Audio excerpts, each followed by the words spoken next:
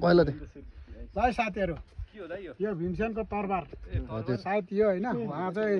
वार गर्दाखेरि उहाँको तरबार चाहिँ सायद यो ढुङ्गामा राखेको हुनसक्छ है मलाई चाहिँ त्यस्तै लाग्छ उहाँहरूले गर्दा नै यो ठाउँ चाहिँ बचेको हो यो सैलुङ भन्ने ठाउँ होइन उहाँहरू नभएको भए सायद यो सैलुङ भन्ने ठाउँ चाहिँ अर्कैले लग्थ्यो होला होइन डेन्जर वार परेको थियो नि त यहाँको हिस्ट्री छ सायद यहाँ राखेको हुनसक्छ है मलाई चाहिँ यस्तै लाग्छ उहाँको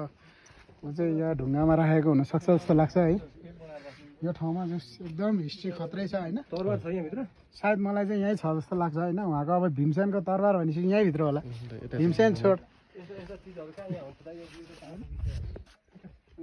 तर चोरहरूले उहिले बेचिसक्यो होला है ढुङ्गाभित्र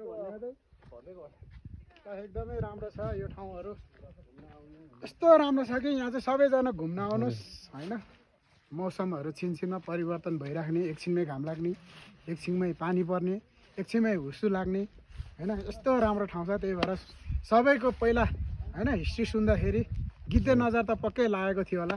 त्यही पनि हाम्रो भीमसेन थापा उहाँहरू जस्तो गोर्खाली एउटा नेपाली होइन बहादुर हुन्छ भन्ने पहिल्यैदेखि छ नि त उहाँहरूले बचाउनु भएको ठाउँ हो जस राम्रो छ